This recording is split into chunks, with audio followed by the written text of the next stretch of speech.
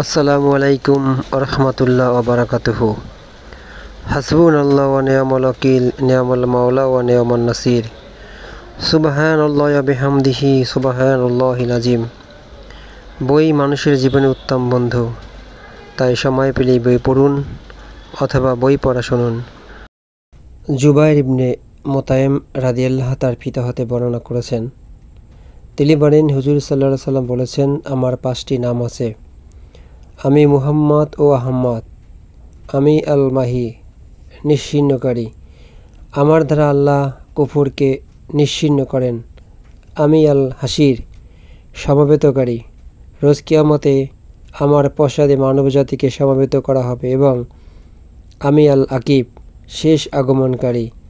আমার পর আর কোনো নবী আসবে না।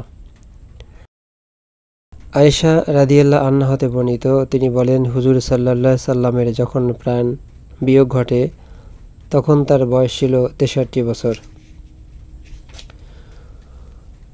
ওকাবা ইবনে হারেস রাদিয়াল্লাহু আনহু হইতে বর্ণিত, তিনি বলেন, একদিন আবু বকর রাদিয়াল্লাহু আসরের নামাজ পড়লেন। তারপর মসজিদ হতে বের হয়ে যাওয়ার সময় পথে হাসানকে অন্যান্য বালকের সাথে খেলা করতে দেখলেন। আবু বকর রাদিয়াল্লাহু আনহু তখন তাকে নিজের কাঁধে তুলে নিলেন এবং বললেন, আমার পিতা কোরবান হোক, এ তো নবীর অনুরূপ, আলীর মতো নয়। অর্থাৎ ইমাম হাসান দেখতে নবীর মতো, আলীর মতো নয়। শুনি আলী রাদিয়াল্লাহু আনহু হাসতে লাগলেন। রাবি ইবনে আবু আব্দুর রহমান রাদিয়াল্লাহু আনহু হইতে বর্ণিত, তিনি আনাস ইবনে মালিক রাদিয়াল্লাহু আনহুকে বলতে শুনেছেন, হুজুর সাল্লাল্লাহু আলাইহি সাল্লাম অতিরিক্ত লম্বাও ছিলেন না, আবার একেবারে খাটোও ছিলেন না। তিনি ধবধবে সাদা ছিলেন না, আবার কড়া তামাটেও ছিলেন না। তিনি অধিক কুঞ্চিত কেশ বিশিষ্ট ছিলেন না, সোজা ও নরম কেশ বিশিষ্ট ছিলেন না, ছিলেন সকলের মাঝামাঝি।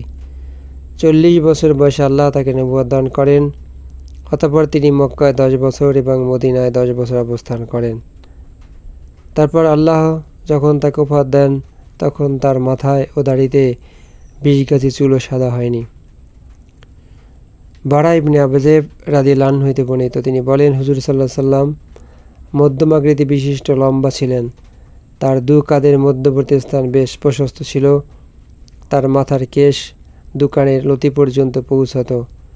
আমি তাকে লাল ডোরাকাটা পোশাক পরিহিত অবস্থায় দেখেছি। আমি তদপেক্ষা অধিক সুন্দর আর কাউকে কখনো দেখিনি। ইউসুফ ইবনে আবু ইসহাক, এক বর্ণনাকারী, তার পিতা হাতে বর্ণনা করেছেন যে হুজুর সাল্লাল্লাহু আলাইহি সাল্লামের চুল তার কাঁধ পর্যন্ত ঝুলন্ত ছিল। আনাস রাদিয়াল্লাহু আনহু হইতে বর্ণিত, তিনি বলেন, কোনো রেশম কিংবা কোনো গরদকে আমি হুজুর সাল্লাল্লাহু আলাইহি সাল্লামের হাতের তালি অপেক্ষা অধিকতর কোমল মসৃণ পাইনি। আর হুজুর সাল্লাল্লাহু আলাইহি সাল্লামের শরীরের সুঘ্রাণ অপেক্ষা অধিকতর সুঘ্রাণ কোনো বস্তুর ঘ্রাণ লাভ করিনি। আনাস রাদিয়াল্লাহু আনহু হইতে বর্ণিত, তিনি বলেন, কোনো রেশম কিংবা কোনো গরেদকেও আমি হুজুর সাল্লাল্লাহু আলাইহি সাল্লামের হাতের তালু অপেক্ষা অধিকতর কোমল বা মসৃণ পাইনি। আর হুজুর সাল্লাল্লাহু আলাইহি সাল্লামের শরীরের সুঘ্রাণ অপেক্ষা অধিকতর সুঘ্রাণযুক্ত কোনো বস্তু ঘ্রাণ লাভ করিনি। উকবা ইবনে আমের রাদিয়াল্লাহু আনহু হুজুর সাল্লাল্লাহু আলাইহি সাল্লাম হতে বর্ণনা করেছেন, একদা হুজুর সাল্লাল্লাহু আলাইহি সাল্লাম বাইরে গমন করলেন এবং অন্যান্য মিত্রের ন্যায় উহুদ যুদ্ধে শাহাদাত প্রাপ্তদের কবরের উপর জানাজা নামাজ পড়ালেন। তারপর তিনি এসে মিম্বরে আরোহণ করলেন এবং বললেন, আমি তোমাদের অগ্রবর্তী ব্যক্তি এবং আমি তোমাদের সাক্ষী, আল্লাহর কসম, আমি আমার হাউজে কাউসার এখন দৃষ্টির সামনে দেখতে পাচ্ছি। সারা জগতের ধানাগারসমূহের চাবি আমাকে দেওয়া হয়েছে। আল্লাহর কসম, আমি আশঙ্কা করি যে আমার পরে তোমরা সকলে মুশরিক হয়ে যাবে। বরং আমার আশঙ্কা হচ্ছে তোমরা শুধু পার্থিব ধন সম্পদের জন্য পরস্পর কলহ বিপদে শত্রুতায় লিপ্ত হয়ে পড়বে। হযরত আবু জুহাইফা রাদিয়াল্লাহু আনহু হইতে বর্ণিত, তিনি বলেন, আমি হুজুর সাল্লাল্লাহু আলাইহি সাল্লামকে দেখেছি আর হাসান ইবনে আলী ছিলেন তার মতোই।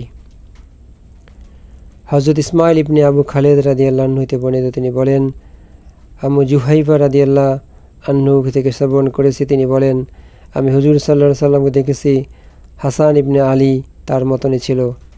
আমি জুলাইফাকে বললাম, আমি হুজুর সাল্লাল্লাহু আলাইহি সাল্লামের কিছু বিবরণ দিন। আবু হুজাইফা বললেন, তিনি গৌরবর্ণ ছিলেন, তার কালো চুলে কিছুটা শুভ্রতায় মিশ্রণ ছিল। আমাদেরকে 13টি উটনি দেবার জন্য আদেশ করলেন। জুহাইমা বললেন, আমরা তা হতে পাওয়ার পূর্বে হুজুর সাল্লাল্লাহু আলাইহি সাল্লামের প্রাণ বিনয় ঘটে। পরে আবু বকর রাদিয়াল্লাহু আনহু তাদেরকে সে তার 13টি উট দিয়েছিলেন। হযরত আবু জুহাইফা রাদিয়াল্লাহু আনহু হতে বর্ণিত, তিনি বলেন, আমি রাসূল সাল্লাল্লাহু আলাইহি সাল্লামকে প্রত্যক্ষ করেছি এবং তার নিচের ঠোঁটের নিম্নভাগ কিছুটা শুভ্রতার আভা লক্ষ্য করেছি।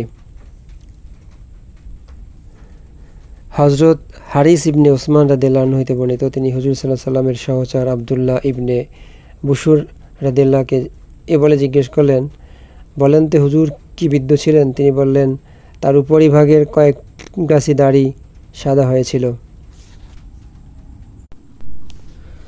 হযরত রাবিয়া ইবনে আবু বকর আব্দুর রহমান রাদিয়াল্লাহু আনহু হতে বর্ণিত, তিনি বলেন, আমি আনাস ইবনে মালিক হুজুর সাল্লাল্লাহু আলাইহি সাল্লামের আকৃতি বর্ণনা দিতে শুনেছি। তিনি বলেছেন, হুজুর সাল্লাল্লাহু আলাইহি সাল্লাম আমাদের মধ্যম আকৃতির বিশিষ্ট ছিলেন।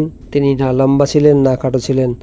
তার শরীরের রং ছিল গোলাপি, একেবারে ধবধবে সাদা নয়, আবার একেবারে কড়া তামাটে বর্ণ নয়। মাথার চুল একেবারে কোঁকড়ানো ছিল না, আবার সম্পূর্ণ সোজা ও নমনীয় ছিল না। 40 বছর বয়সে মক্কায় থাকার সময় তার প্রতি ওহী নাযিল হতে থাকে। তারপর তিনি 10 বছর মদিনা অবস্থান করেন। যখন তিনি ইন্তেকাল করেন তখন তার মাথা ও দাড়িতে 20 গাছি চুলও সাদা হয়নি।